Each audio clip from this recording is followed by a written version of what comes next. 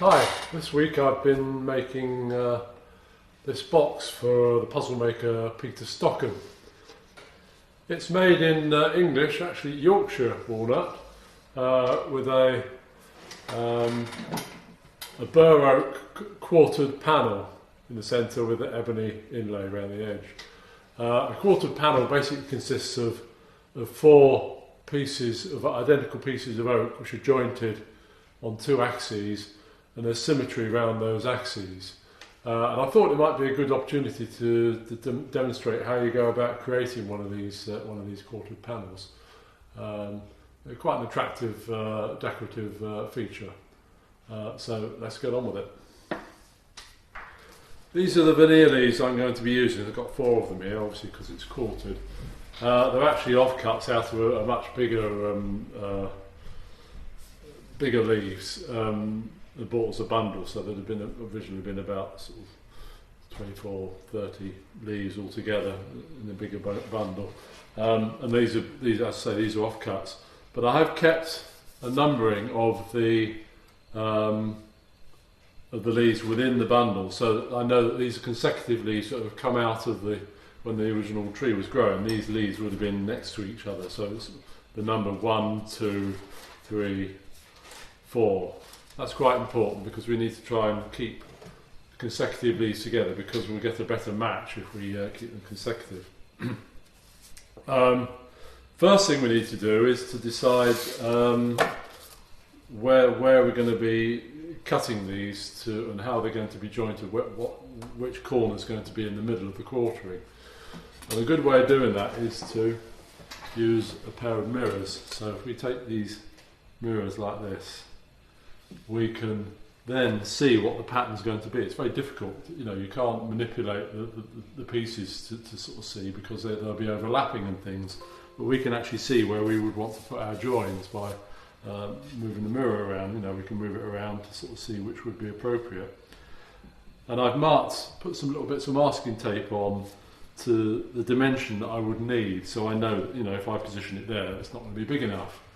So I can move it around anywhere like that, and that would be about the right size. I could even turn it around and try a different setting, perhaps there.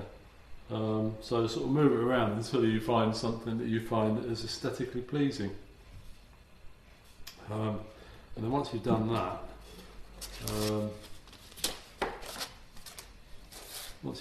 you can then, I quite like that way actually. You can then check that this is square. Where's my square gone? Check that this is square. Then mark on the axes you've chosen, like that. And we can then cut to those axes to form our match. The next thing to do is to align the leaves within the pack. We've got a pack of 4 leaves here, ready for cutting. And the way to do that is to take a veneer pin or a moulding pin, some very small thin pin, and insert it through a blemish which runs through the whole, or a feature which runs through the whole pack of veneer. So there's a little, I don't know if you can see that, there's a little blemish there. Whoops. Where are we? There, there's a little blemish there. If I insert the pin into that and then insert it into the same feature on the next leaf. Where is it? There. And then the next leaf.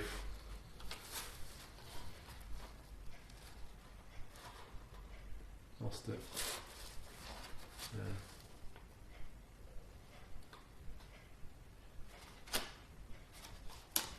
And then the last one.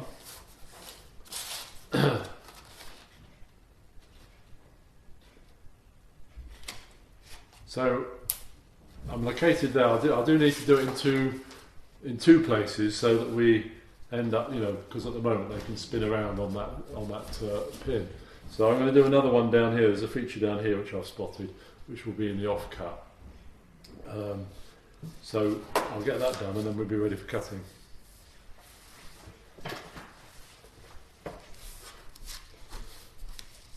So I've got a pin here and a pin here. Before we actually do the cutting, I do need to sort of stabilise this a little bit. Now what you could do is actually staple it, get a staple gun and just put a couple of staples in.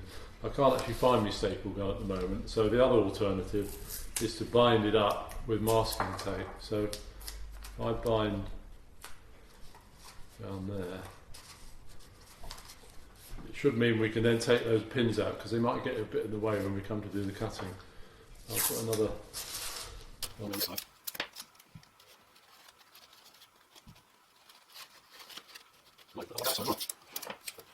This is the edge we're working on first, so that should keep it nice and stable. So now we can cut this edge. I'll take these pins away. Right. I'm going to use just bog standard Swan Morton scalpel for doing the cut. It's a new blade, so it should cut quite nicely. Because oak can be quite tricky to cut, oak burr.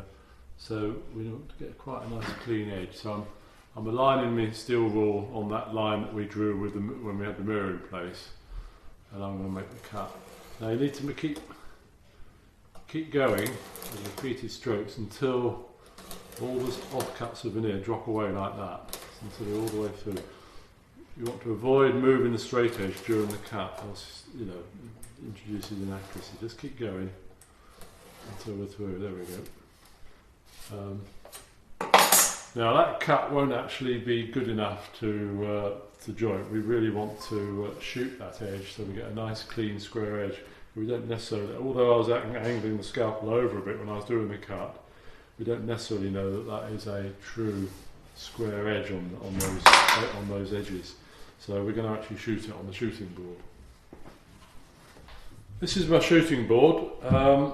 So what we do is just place the pack onto the board at the end against the stock, and I'm going to have, you want to have as little as possible sticking out, because if you have too much sticking out, it's a bit flimsy, and it will flex around and move underneath the plane. So you have just a couple of millimetres out, and then some people have fancy clamping arrangements to hold it down. All I use is a board on top here, and then a big weight on top, and that should be enough. You do need to be a little bit aware that if this is slightly angled on the board, then that this end of the plane is not rubbing against the edge of the board. The plane is actually cutting the full length. It's not actually being lifted away by the fact that this end is against the edge of the board. I think we're okay, so you just run across something like that.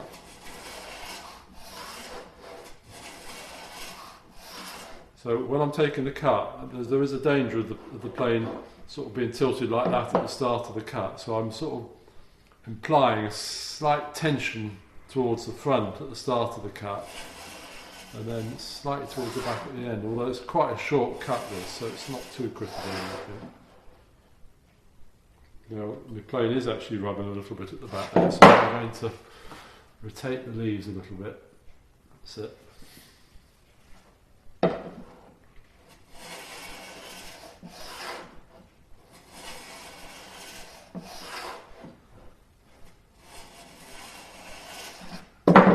And then inspect the face there. You should be able to feel a smooth surface and see that every leaf has been trimmed. There's not one leaf that's sort of undercut or anything.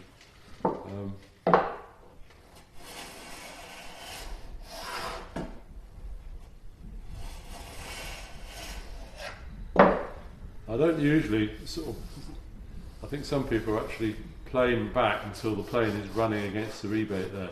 I don't usually bother with that. I just sort of look for a good surface and rely on good technique. Right, let's see what we got.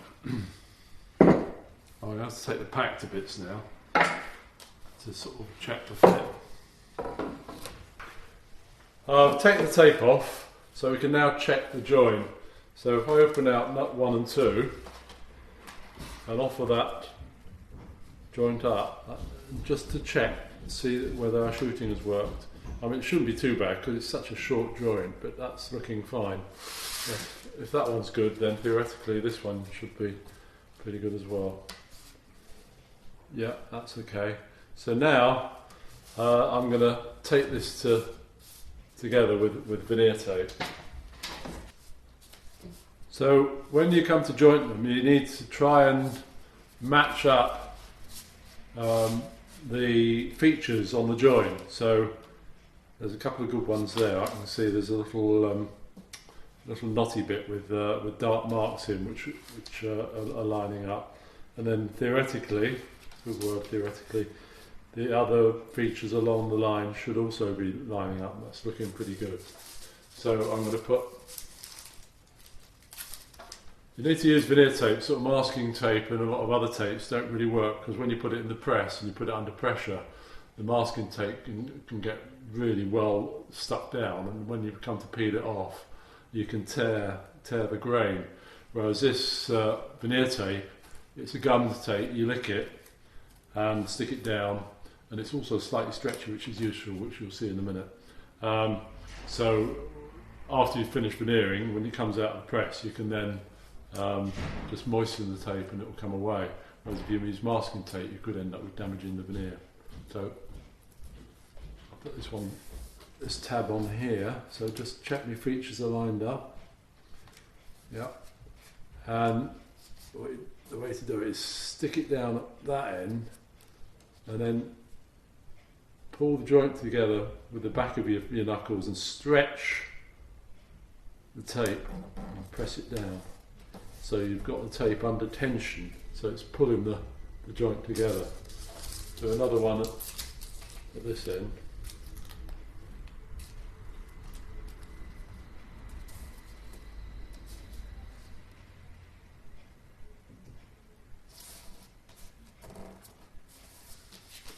I'll probably do another one in the middle as well.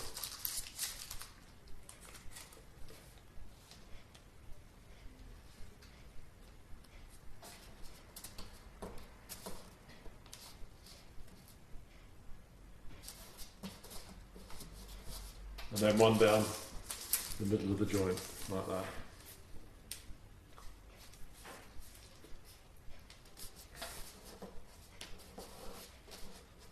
Okay, just a little bit. I didn't quite go far enough. I just want to put a little bit on the joint there to stabilise it for when we're actually cutting it and things.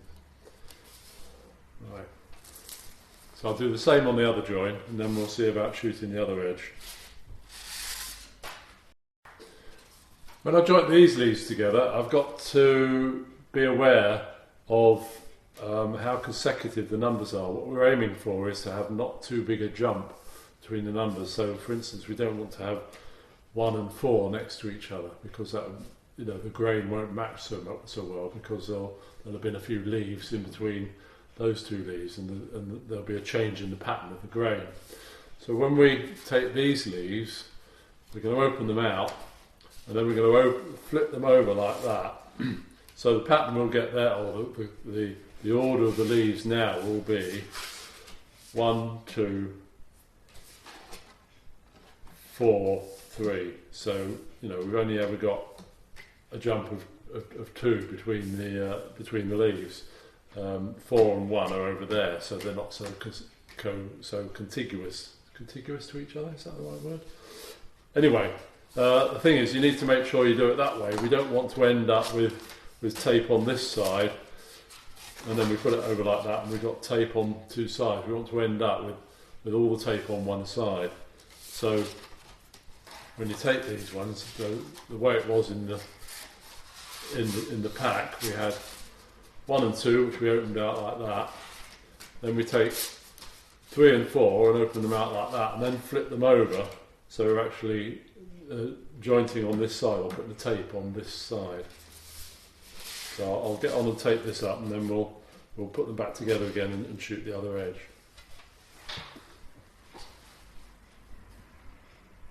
I've taped this back together again. Well, I've taped up the other pieces. I've also used pins to align the there's now 2 leaves with them joined together, to align the leaves and put a bit of masking tape around to stabilise to keep them together. We now need to make the cut down this line. We've jointed them that way, we're now going to joint it that way. We need to make sure that cut is actually at right angles to the join here. So what I've got is just a piece of board here which I know is at right angles here. I'm going to lay that line, that edge along the line of that joint there, and then pencil in a line there for our extra edge. It will go away there, but that's waste there. But I've got a good line there. So what I can do is now put the straight edge on that line.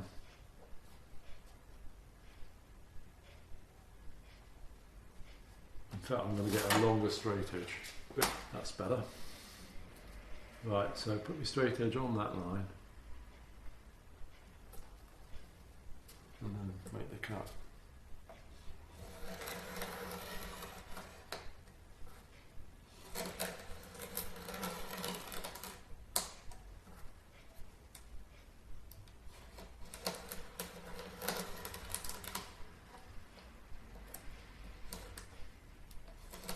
Again, I'm keeping the straight edge on the work all the time. I'm not moving it because we want to get accuracy, and if I move it away then we're going to have to reposition it and we might not be accurate. That's quite a good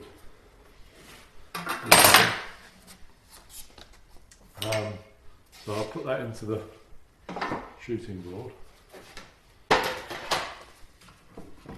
I'll drop this board on top.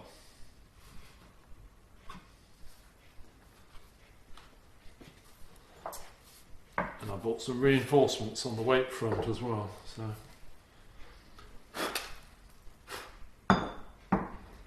right. Make sure your weights are well away from the plane blade, it would be a bit unfortunate. And then shoot that long edge.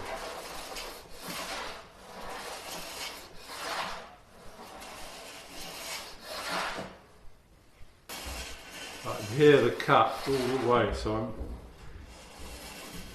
that should tell me whether we're getting a flat edge, because if it wasn't flat then I'd be able to hear when the shaving wasn't being taken. It feels good all the way. Right, I'm going to try that and see what it's like.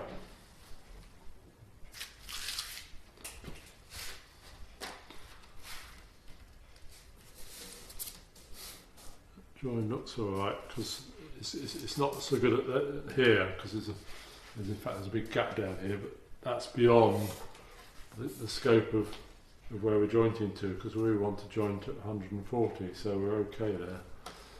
And we got plenty there, I think, as well. Yeah, and that's not looking so bad. Now, if that joint wasn't so good, you don't need to actually tape it back together again with masking tape. You could just get the edges aligned and lie them down onto the shooting board and recut it.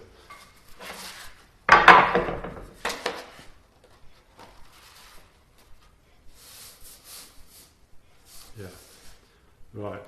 So I'm going to joint that together. So if our jointing was correct that way, when we align the features on this joint, they should they should line up. If you got it wrong, jointing it in that direction, then you might find that these features don't line up, you know, because you've offset it by cutting differently on, you know, you've offset the pieces within the cut.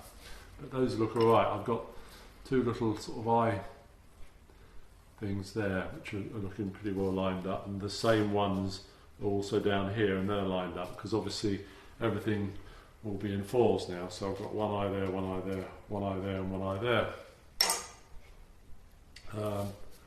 Okay, so I'll take this up, and then once we taped it up we can turn it over and we can get the full effect, because obviously there won't be any tape on it then.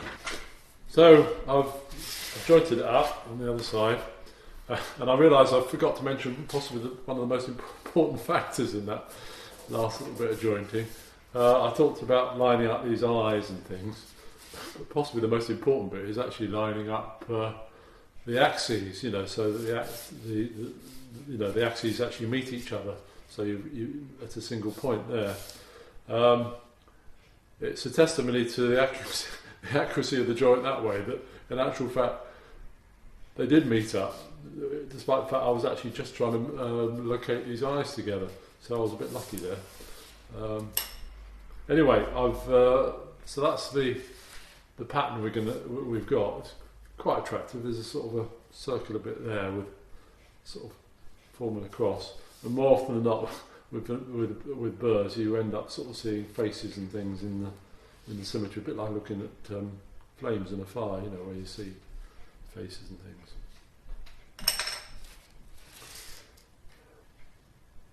There are some blemishes in this, which we may have a look at. So there's 4, obviously, if they're book matched, they're quartered. We may look at actually repairing those blemishes. It's better to repair, if they get to a certain size, it's better to repair them rather than to just sort of fill them.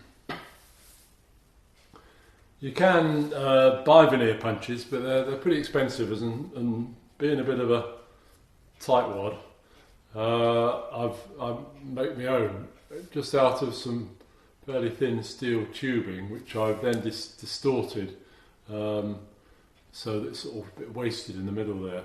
That's because if you just use a circular punch, then it would be fairly obvious. Whereas if you make it in a regular shape, then it gets lost in the irregularity of the burr. And certainly patching veneer in this way only really works on burrs. You couldn't do it on an ordinary sort of crown cut veneer or something like that. It'd just be too stick out like a sore thumb. So what I'm going to do is I'm going to take the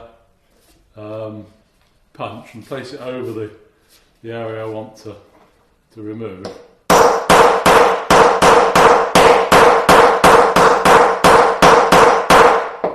Give it a good tap, and the areas come away. My pencil gone. I'll use a scalpel. Then you push that out, and then we need to find a matching area, preferably in the waist area of the piece you're patching, actually, because then you're more likely to have a good match, and you're less likely to have different refractive qualities as well. Just looking for a pencil. There it is. So that's the bit I took out. So if I look for a matching area, that looks quite good down there. So I'm going to use that.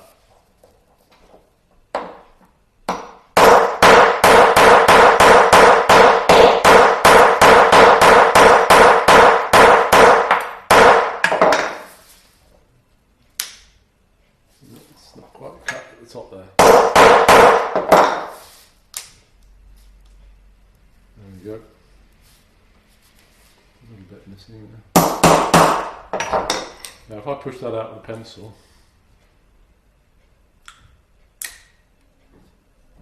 it should, you can pick it up with the point of the scalpel, you should just be able to drop it in there.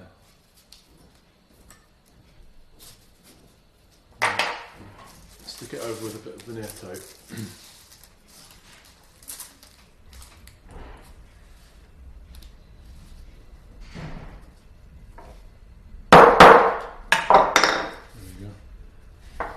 Should give a fairly, if you can't see it, it's there.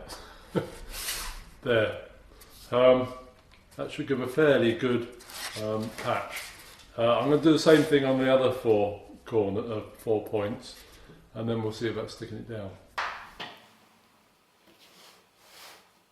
So I'm laying this veneer onto 6mm MDF. MDF really is the best medium for laying veneer on. There's no two ways about it really. So I've got my quarter panel there, but I also need to balance the other side. So I've got a piece of walnut veneer here to balance it.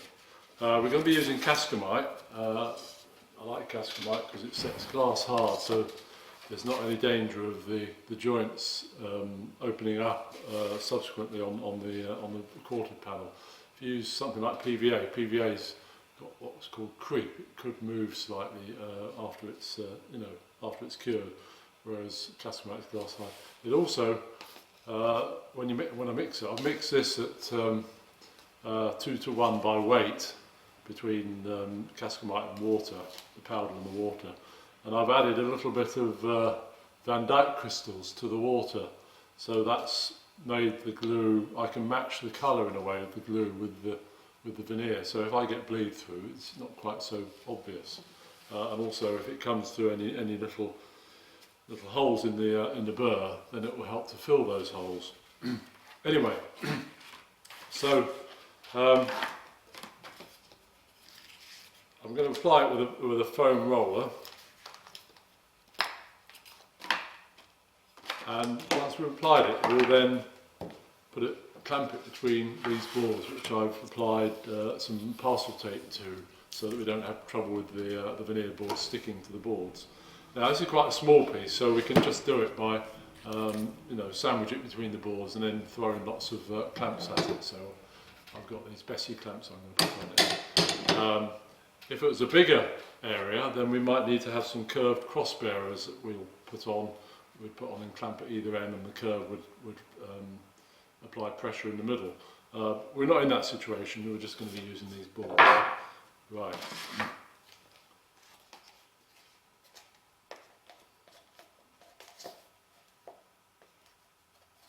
Hopefully I've mixed enough glue. I do have a problem with, because I'm a bit stingy, I sometimes have to mix some more glue halfway through the process because I didn't mix enough.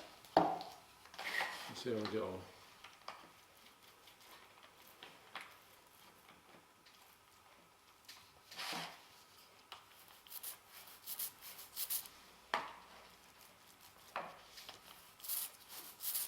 So I always sort of think of it as a sort of a fairly thick emulsion layer. That's the amount you need. Ooh, been a bit messy there.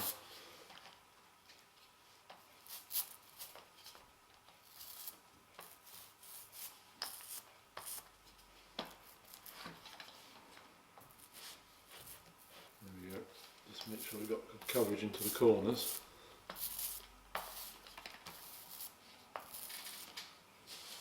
So that's about the amount we need, a little bit more there. If I invert that onto the walnut.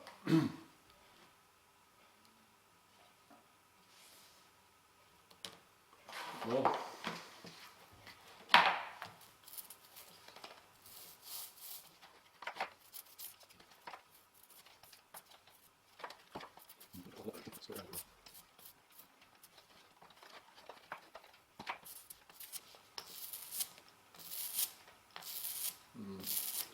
a little bit too much, but I think it'll be okay. So you apply it with the tape side up.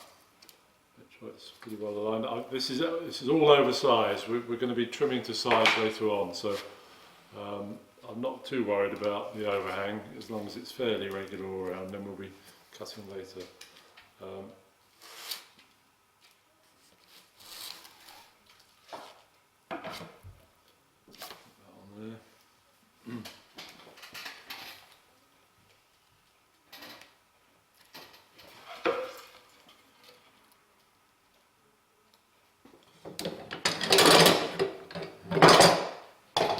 So I've got a big Bessie clamp here which will apply pressure centrally, and then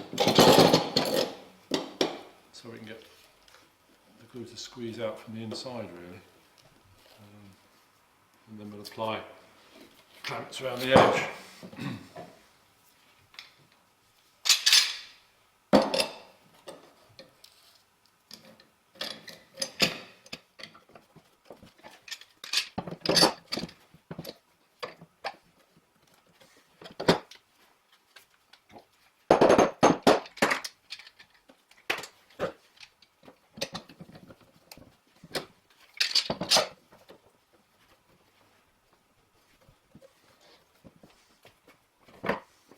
Could put some more plants in there.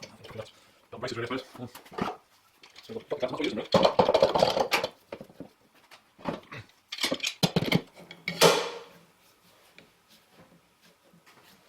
So that'll stay in the clamps for, well, I'll leave it overnight basically. But, for Cascamite it's quite slow setting, so it needs to be at least 4 or 5 hours at least, if not more. But I'm going to leave it overnight. I actually left this in the clamps over the weekend rather than the 4 or 5 hours I mentioned earlier. But let's take it apart and see what it looks like. So yeah, it's not looking too bad. We can see it's not actually stuck to the panels at all because we have the parcel tape to prevent that. And I can see a bit of glue squeeze out. I think I remember putting too much on one side, so that's why we've got that squeeze out there, which may be a bit of an issue because, as I say, Cascamite dries glass hard, which might make it tricky to cut. First thing to do is to get rid of the veneer tape. So I'm going to do that by sort of lightly moistening it. So I'm dipping a rag in a bit of water and applying the moisture. I'm not over wetting it. I mean, although Cascamite is waterproof, it shouldn't be a problem. But I'm just being careful not to absolutely soak it because I want the danger of the veneer sort of bubbling up or lifting at all. And so if we leave that for a couple of minutes perhaps, we should then be able to pick off the softened veneer tape fairly easily. We might need to do another application for some of the lower layers of tape, but it should come off fairly easily. It's been a couple of minutes, so let's see if the tape will come off. So yeah, that's peeling, just a little bit left over there. So I'm using this putty knife actually because I'm not big on fingernails, so I'm just using a putty knife to sort of help. And that's coming off quite nicely now. This top layer, I should have taken that off first actually because that's the top layer. And then these cross ones will be the lower layer. There we go. Still a little bit tight.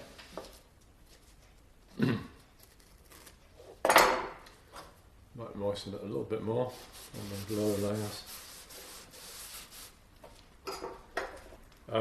Veneer tape is really the stickiest stuff in the world, so you might have trouble getting off your fingers.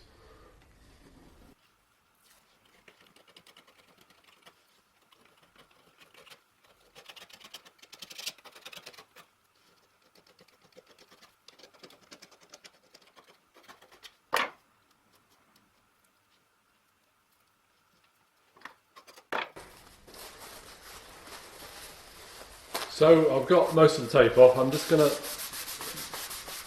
quickly dry it off a bit by rubbing it with some kitchen roll, just some tissue, just to take off any moisture that might be on there.